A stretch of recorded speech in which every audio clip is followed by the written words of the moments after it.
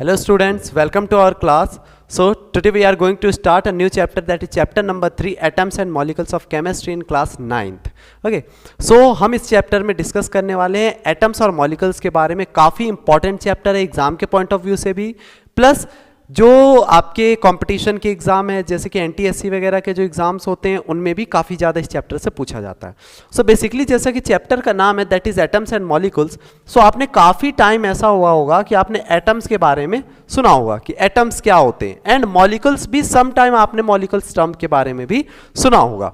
लेकिन हम इस चैप्टर में ब्रीफली डिस्कस करेंगे कि आखिर एटम्स होते क्या हैं और मॉलिक्यूल्स होते क्या हैं. जैसे कि चैप्टर फर्स्ट और चैप्टर सेकंड में भी केमिस्ट्री में आपने डिस्कस किया था एटम्स के बारे में कि जो भी हमारा ऑब्जेक्ट होता है, मैटर होता है, मैटर जो होते हैं हमारे एटम से मिलकर बने हुए तो हैं. ये चीज आपने चैप्टर फर्स्ट में डिस्कस किया था.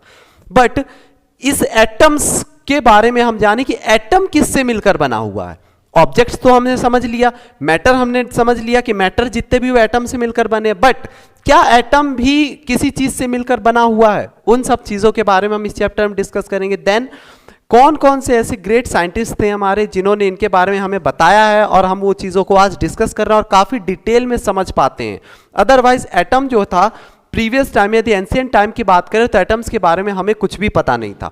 हम सभी ये मानते थे कि जो भी चीजें बनी हुई सभी पंच तत्व से मिलकर बनी, that is water, air, earth, sky and fire. इन चीजों से मिलकर बना जिसे पंच तत्व के नाम से जाना जाता था. बट जैसे जैसे साइंस डेवलप होती गई, जैसे जैसे साइंटिस्टों ने रिसर्च करना स्टार्ट किया, देन सभी ने पता किया कि नहीं, जो भी मैटर होते हैं वो किसी पंच तत्व से मिलकर नहीं बने हैं, इवन वो बने किससे, एटम से मिलकर बने हुए. इन सब चीजों के बारे में हम इसमें डिस्कस करेंगे. देन हम मॉलिक्यूल्स के बारे में जानेंगे कि मॉलिक्यूल्स होते क्या हैं. बेसिकली एटम्स जो होते हैं, एटम्स मिलकर के क्या डायरेक्ट ऑब्जेक्ट या मैटर बनाते हैं? तो नहीं, एटम्स जो होते हैं डायरेक्ट मिलकर के मैटर नहीं बनाते, बल्कि वो एक एलिमेंट बनाते हैं. एलिमेंट बनाते हैं. क्या बनाते हैं? हमारा एलिमेंट्स बनाते हैं. दैट मीन्स दो या दो से ज्यादा एटम्स आपस में मिल जाते हैं सेम टाइप के. लेकिन स्टूडेंट्स ध्यान रखिएगा, सेम टाइप के दो या दो से ज्यादा एटम्स आपस में कंबाइन हो जाते हैं तो वो एलिमेंट बनाते हैं.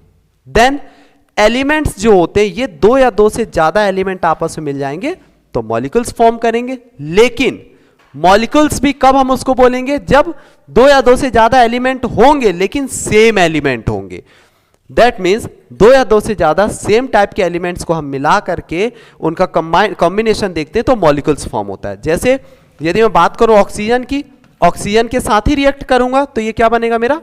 O2 बनेगा, और O2 क्या है? एक मॉलिक्यूल होता है. हाइड्रोजन की बात करें सो हाइड्रोजन प्लस हाइड्रोजन दोनों सेम टाइप के एटम्स है. हाइड्रोजन में सारे ही एटम हाइड्रोजन के होंगे और दूसरे हाइड्रोजन में भी, तो ये मिलकर के क्या बनाते हैं? H2 बनाते हैं. दैट मीन्स H2 क्या हमारा? एक मॉलिक्यूल है.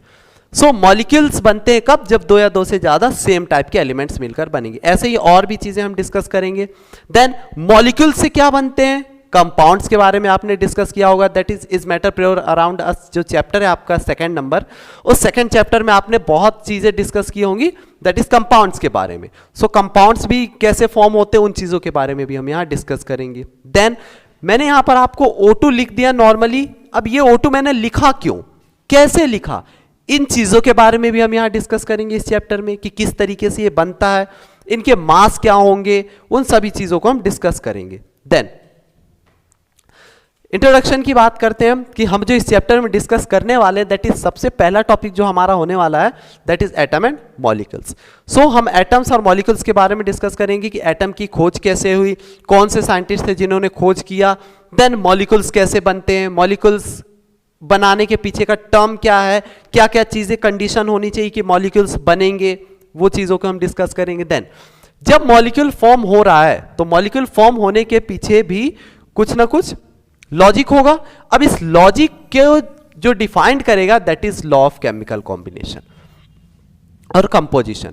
सो बेसिकली मॉलिक्यूल्स बनेंगे कैसे, उनके बारे में हम जानेंगे लॉ ऑफ केमिकल कंपोजिशन में कि केमिकल्स किस तरीके से बनेंगे. देन केमिकल्स बनते हैं एटम्स की वजह से. अब एटम्स रहते कैसे हैं, उनका एग्जिस्टेंस देखेंगे हम कि जो भी एटम होते हैं या मॉलिक्यूल्स होते हैं वो रहते कैसे हैं, एटम्स कैसे दिखते हैं, एटम्स के अंदर भी कुछ चीजें होती हैं क्या, उन सब चीजों को हम जानेंगे कि एटम्स किसी से मिलकर बना ही नहीं, एटम ही सबसे छोटी चीज है, ये चीज हमने अभी तक डिस्कस किया कि कोई भी मैटर होता है वो एटम से मिलकर बना होता है, लेकिन क्या एटम भी किसी से मिलकर बना हुआ होगा, तो उन चीजों को हम यहां पर डिस्कस करेंगे। देन अभी जैसा कि मैंने आपको बताया कि O plus O gives that O2, सो इस टाइप से आप केमिकल फॉर्मूले को कैसे लिख सकते हैं, H2O आपका होता है, H2O कैसे बनता है, इन चीजों के बारे में हम यहां पर डिस्कस करेंगे, that is writing of chemical formula में केमिकल फॉर्मूला लिखना सीखेंगे हम। फिर molecular mass and mole concept के बारे में कि ये जो मॉलिक्यूल बना हमारा H2O बना, अब H2O की बात करूं मैं तो H2O का मॉलिक्यूलर मास होता है 18, अब 18U कैसे हुआ, कैसे बना, तो ये चीज हम डिस्कस करेंगे इसमें मॉलिक्यूलर मास में। अपने मॉलिक्यूलर मास कैसे कैलकुलेट होगा उसके बारे में डिस्कस करेंगे। देन कुछ इलस्ट्रेशंस और एमसीक्यूज भी हम इसमें देखेंगे। ये हमारा टोटल जो है इस चैप्टर का कंटेंट है जो हम इस चैप्टर में डिस्कस करने वाले हैं। तो स्टूडेंट्स अब हम डिस्कस करने जा रहे हैं एटम्स के इनिशियल कंडीशन से, दैट मीन्स एटम जो वर्ड है, दैट मीन्स जो शब्द है वो चीज हुई कैसे, और सबसे पहले किनके ब्रेन में ये बात आई, तो अपने इंडिया के एक ऋषि थे जिनका नाम था कणाद। ओके, सो कणाद जो ऋषि थे उन्होंने सबसे पहले परमाणु के बारे में बात की। परमाणु, इनका नाम भी कणाद पड़ा इस वजह से बिकॉज ये जो थे दिन भर ऐसा माना जाता है, ऐसा जैसे कि फिलोसोफर का कहना है कि जो कणाद हैं, कणाद क्या करते थे, दिन भर तपस्या किया करते थे। तपस्या करने के बाद रात्रि के समय में, रात के समय में, नाइट के टाइम पर वो जो भी धान के छोटे छोटे कण होते हैं उन धान के कणों को खा करके अपना जीवन पार किया करते थे। उस कण की चीजों को खाने की वजह से इन्हें कणाद के नाम से जाना जाता है। सो सबसे पहले इन्होंने बताया कि कण जो होता है उसको हम परमाणु के नाम से जानते हैं। उन्हें हम क्या नाम दिया इन्होंने, परमाणु। सो सबसे पहले परमाणु शब्द का जो उच्चारण किया किसने किया, हमारे कणाद साइंटिस्ट ने, कणाद ऋषि ने। अब उन्होंने बताया क्या कि परमाणु होता क्या है, तो इन्होंने बताया कि जो भी लाइट रेज आती हैं, दैट मीन्स सपोज कोई भी लाइट बीम जो आ रही है, लाइट बीम का 16th पार्ट, मतलब कोई भी लाइट बीम का एक पार्टिकल है, उस पार्टिकल का 16th पार्ट जो होता है वो हमारा परमाणु होता है। मतलब जो सबसे छोटा कण होगा इस लाइट पार्टिकल का, उसको इन्होंने क्या नाम दिया, परमाणु नाम दिया, जो कि किनके द्वारा दिया गया, हमारे कणाद ऋषि के द्वारा दिया गया। देन ये तो बात हुई एंशिएंट टाइम की, लेकिन जो मॉडर्न टाइम चल रहा है उस समय के अकॉर्डिंग हम इसे एटम के नाम से जानते हैं। सो बेसिकली इस एटम वर्ड की जो एग्जिस्टेंस हुई वो कहां से आई, तो एटम वर्ड की जो एग्जिस्टेंस हुई वो ही हमारे जॉन डाल्टन, ग्रेट साइंटिस्ट जो है हमारे, उन्होंने दिया इस नेम को। अब वो कैसे, इन्होंने बताया कि जो भी हमारा मैटर होता है या जो भी हमारा ऑब्जेक्ट होते हैं, हमारे पास जो भी ऑब्जेक्ट या मैटर अभी प्रेजेंट में है, वो सभी किसी न किसी चीज से मिलकर बने हुए हैं। अब वो कैसे, सपोज कीजिए कि आप एक चौक लेते हैं, आप एक चौक लेते हैं, चौक को आप ब्रेक कर दोगे, ब्रेक करने के बाद ये टूट करके दो पार्ट में कन्वर्ट हो जाएंगे। देन फिर आप क्या करते हैं, इसे फिर से आप तोड़ दो। ऐसे जब आप इसे ब्रेक करते जाओगे, ब्रेक करते जाओगे, करते करते बहुत ही छोटा पार्ट हो जाएगा जो कि फिर टूटेगा नहीं। फिर आप क्या करेंगे, उसे इसी पार्टिकल को, सपोज कीजिए इतना बड़ा पार्टिकल ये हो गया, इस पार्टिकल को अब मैं हाथों से तो तोड़ नहीं सकता, फिर मैं क्या करूंगा, इसे मैंने हैमर लिया और हैमर से उसे क्या किया, हिट किया। हिट करने के बाद या मैंने उसे क्या किया, आपस में रब कर दिया। रब करने से क्या, वो पाउडर का फॉर्म ले लेगा। देन उस पाउडर के फॉर्म में से एक पार्टिकल उठाएंगे जो कि इतना छोटा होगा कि ना तो अब आप उसे ब्रेक कर पाएंगे, ना ही आप उसे आपस में उसे रब करके उसे पीस पाएंगे। दैट मीन्स तब जॉन डाल्टन ने बताया कि यही जो पार्टिकल है जो अब टूट नहीं रहा है, यही हमारा क्या है, एटम है। दैट मीन्स किसी भी ऑब्जेक्ट को, किसी भी मैटर को ब्रेक करने के बाद जो सबसे छोटा पार्टिकल बच जाता है वो हमारा एटम होता है। क्लियर है स्टूडेंट, जिसके बारे में जॉन डाल्टन जी ने हमें बताया। और उन्होंने बताया कि जितने भी मैटर बनते हैं वो सारे ही मैटर इसी एटम से मिलकर के बने हैं, जो कि बहुत सारे एटम आपस में मिलकर के मैटर का फॉर्म लेते हैं। देन इन्होंने इसका नाम एटम दिया। अब इन्होंने ये भी बताया कि ये सबसे छोटा पार्टिकल होता है और इसके साथ साथ जो मैटर होता है जो जॉन डाल्टन जी का जैसा मानना था कि मैटर इंडिविजुअल होता है, दैट मीन्स इसको ब्रेक नहीं किया जा सकता, वो क्या होता है, इंडिविजुअल होता है, दैट मीन्स उसे अब और ज्यादा नहीं तोड़ा जा सकता है। अब इसके बारे में हम आगे डिस्कस करेंगे कि एटम जो है वो ब्रेक डाउन हो सकते हैं या नहीं हो सकते हैं। जैसा कि अभी हमने एटम के बारे में डिस्कस किया, एटम होता क्या है बेसिकली, एटम जो है वो इस तरीके से हमारा दिखता है, जिसमें सेंटर में न्यूक्लियस प्रेजेंट होता है, देन ये जो आपको रिंग जैसी स्ट्रक्चर दिख रही है इसे हम ऑर्बिट कहते हैं, ऑर्बिट कहते हैं इसको। ऑर्बिट्स में ये जो एक बॉल जैसी स्ट्रक्चर रोटेट हो रही है जिसका नाम इलेक्ट्रॉन है। ओके स्टूडेंट, इसके बारे में हम अभी डिस्कस करेंगे। बेसिकली एटम होता क्या है, सबसे पहले हम जानते हैं एटम्स के बारे में। एटम किसी भी मैटर का जो बॉडी बिल्डिंग पार्ट माना जाता है वो एटम को माना जाता है। जैसे कोई भी मैटर, जैसे ये मार्कर ही बना है तो मार्कर बहुत सारे छोटे छोटे पार्टिकल से मिलकर बना हुआ है जिसको हम एटम बोलते हैं। An atom is the defining structure of element which can not be broken by the chemical means, मतलब एटम्स को आप किसी भी केमिकल प्रोसीजर से ब्रेक डाउन नहीं कर सकते हैं, जिसको हम क्या बोलते हैं, एटम्स बोलते हैं। एटम में एक न्यूक्लियस होता है और ऑर्बिट्स होते हैं जिसमें इलेक्ट्रॉन्स रोटेट करते हैं। देन हम डिस्कस करते हैं इसी को आगे। न्यूक्लियस में जो होते हैं, न्यूक्लियस में हमारे इलेक्ट्रॉन और प्रोटॉन प्रेजेंट होते हैं। इलेक्ट्रॉन और प्रोटॉन के प्रेजेंट होने की वजह से जो सेल होता है, ऑर्बिट होते हैं, वो ऑर्बिट का न्यूक्लियस में एक एनर्जी प्रोड्यूस करेगा। अब बेसिकली बात करते हैं एटम्स की, तो एटम तीन चीजों से मिलकर बना होता है, तीन चीजों का कॉम्बिनेशन होता है, that is neutron, proton and electron. अब बात करते हैं इलेक्ट्रॉन प्रोटॉन न्यूट्रॉन रहते कहां हैं। जो आपको ये स्ट्रक्चर दिख रहा है ये टोटल एक एटम का स्ट्रक्चर दिख रहा है, दैट मीन्स एटम क्या होते हैं। देन इसके अंदर की जो क्या स्ट्रक्चर है वो हम इस चीज में देख रहे हैं, जिसमें सबसे न्यूक्लियस में ये वाला जो पार्ट है ये हमारा न्यूक्लियस का पार्ट है। न्यूक्लियस में दो चीजें प्रेजेंट होती हैं, that is neutron and proton. आप यहां पर देख पा रहे हैं कि ये जो रेड कलर के स्ट्रक्चर दिख रहा है दैट इज प्रोटॉन है हमारा, और ये ब्लू कलर स्ट्रक्चर दिख रहा है दैट इज न्यूट्रॉन है हमारा। देन जो हमारा इलेक्ट्रॉन और प्रोटॉन है। देन सेल्स की बात करें तो सेल्स में इलेक्ट्रॉन रोटेट करते हैं, जैसे ये आपको दिख रहा है रोटेट करते हुए, ये हमारे इलेक्ट्रॉन्स होते हैं। इसको सेल या ऑर्बिट के नाम से जानते हैं, जैसा कि अभी मैंने आपको बताया, इसको हम ऑर्बिट के नाम से जानते हैं। इलेक्ट्रॉन ऑर्बिट्स इसलिए कहा जाता है बिकॉज इसमें इलेक्ट्रॉन क्या करते हैं, हमारे रोटेट करते हैं, इसीलिए इसे इलेक्ट्रॉन ऑर्बिट के नाम से जाना जाता है। देन ये जो सेंटर पार्ट है, इस सेंटर पार्ट को न्यूक्लियस के नाम से जाना जाता है। न्यूक्लियस में प्रोटॉन और न्यूट्रॉन होते हैं।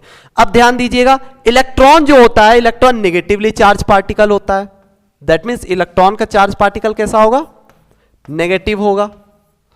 प्रोटॉन का चार्ज पार्टिकल पॉजिटिव होता है, और न्यूट्रॉन का charge particle no charge, that means neutron पर कोई भी चार्ज नहीं होता है, बिकॉज इलेक्ट्रॉन और प्रोटॉन दोनों आपस में कंबाइन होकर न्यूट्रलाइज हो जाते हैं और जाकर के न्यूट्रॉन बनाते हैं, जो कि इसके न्यूक्लियस में प्रेजेंट होता है। ये बेसिक स्ट्रक्चर हमारे एटम का है। क्लियर है स्टूडेंट। डिस्कस करें हम इलेक्ट्रॉन प्रोटॉन और न्यूट्रॉन के बारे में थोड़ा सा, तो इलेक्ट्रॉन प्रोटॉन न्यूट्रॉन जो होते हैं, जॉन डाल्टन जी ने बताया कि कोई भी एक एटम जो है वो इंडिविजुअल होता है, लेकिन आफ्टर सम टाइम तीन ऐसे ग्रेट साइंटिस्ट थे जिन्होंने ये बताया कि एटम्स जो होते हैं वो भी ब्रेक डाउन किए जा सकते हैं, जिनके नाम थे सर जे थॉम्पसन,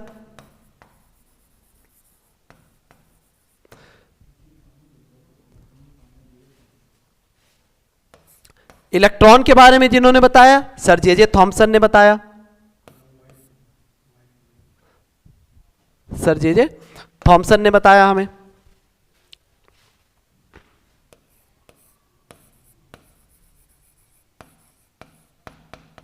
थॉम्पसन ने। देन प्रोटॉन के बारे में हमारे गोल्डस्टीन जी ने बताया, गोल्डस्टीन जी का पूरा नाम था गोल्डस्टीन रदरफोर्ड। देन न्यूट्रॉन की खोज की चैडविक जी ने, क्लियर है स्टूडेंट। ये साइंटिस्ट के नाम है जिन्होंने इनकी खोज की। इन तीनों ने बाद में बताया आफ्टर सम टाइम कि नहीं, एटम्स जो होते हैं ये एटम भी डिवाइड किए जा सकते हैं, बिकॉज एटम जो मिलकर बना हुआ है वो तीन चीजों से मिलकर बना है, that is electron, proton and neutron से। ये बताया हमारे तीन साइंटिस्टों ने। देन डिस्कस करते हैं एटम्स के बारे में। जब हम जान रहे हैं तो इनके रेडियस भी होता होगा कुछ, इनका एटॉमिक रेडी क्या होता है उनके बारे में बात करें तो किसी भी दो एटम्स के, सपोज जैसे ये दो एटम दिख रहे हैं, इन दोनों ही एटम के सेंटर पॉइंट से लेकर के, दैट मींस एक सेंटर से लेकर के दूसरे एटम के सेंटर तक की बात करें हम, दैट मींस मैं इस सेंटर से इस सेंटर के बीच की डिस्टेंस की बात करूं तो ये बीच की डिस्टेंस जो होती है एटॉमिक रेडी के नाम से जानी जाती है। क्लियर है स्टूडेंट? एटॉमिक रेडी जो होता है किसी भी दो एटम के बीच के सेंटर वाले पार्ट को हम क्या बोलते हैं? एटॉमिक रेडी बोलते हैं। क्लियर है स्टूडेंट? जैसे कि ये हाइड्रोजन की बात करें,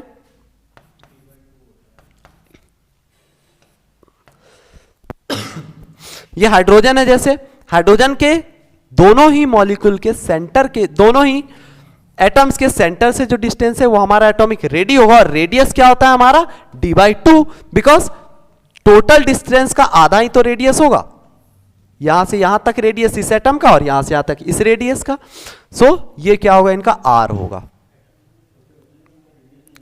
क्लियर स्टूडेंट? और एटम्स इतने छोटे होते हैं कि इनका रेडियस जो होता है निकाला नहीं जा सकता, इसीलिए क्या करते हैं हम दो एटम्स को आपस में कंबाइन कर करके निकालते हैं उनके रेडियस को हम। देन मॉलिक्यूल्स के बारे में हम डिस्कस करने जा रहे हैं कि मॉलिक्यूल्स क्या होते हैं। बेसिकली स्टूडेंट अभी तक हमने एटम्स के बारे में डिस्कस किया, अब थोड़ा सा डिस्कस करते हैं हम एलिमेंट के बारे में। सो एलिमेंट की बात करें तो हमारे पास टोटल अभी 118 एलिमेंट हैं जो कि हेनरी मोसले और नील्स बोर के द्वारा बनाए गए पेरियोडिक टेबल में हम उसे स्टडी करते हैं। क्लियर है स्टूडेंट? अब इन एलिमेंट्स की बात करें तो एलिमेंट्स क्या होते हैं? टू और more than two element atom से, टू और मोर देन टू एटम, ये मिलकर के क्या बनाते हैं? हमारे एलिमेंट बनाते हैं, लेकिन सेम टाइप के एटम होने चाहिए। अब यही एलिमेंट जो होते हैं क्या बनाते हैं? हमारे मॉलिक्यूल्स बनाते हैं। Molecules that means hydrogen and oxygen दोनों ही मिलकर के क्या बनाएंगे? Water, that means H2 plus O। एक एलिमेंट हाइड्रोजन हो गया, एक एलिमेंट ऑक्सीजन हो गया, और दोनों ही मिलकर के H2O दैट मींस कंपाउंड बनाते हैं हमारे। क्लियर है स्टूडेंट? मॉलिक्यूल्स की बात करें हम तो मॉलिक्यूल्स में सेम टाइप के एलिमेंट होने चाहिए, that is hydrogen plus hydrogen, दोनों ही मिला दोगे आप तो क्या बनेगा? H2, और H2 क्या होता है? एक मॉलिक्यूल होता है।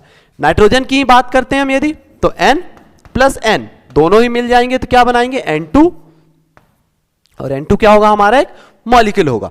बेसिकली स्टूडेंट मॉलिक्यूल और कंपाउंड में डिफरेंस क्या होता है कि मॉलिक्यूल जो होते हैं, मॉलिक्यूल सेम टाइप के एलिमेंट को मिलाओगे आप तो मॉलिक्यूल्स बनेगा, और दो डिफरेंट टाइप के एलिमेंट्स को मिलाओगे आप तो वो कंपाउंड बनता है। जैसे कि हाइड्रोजन एंड ऑक्सीजन दोनों डिफरेंट है और दोनों को मिला दिया हमने तो वाटर बनता है।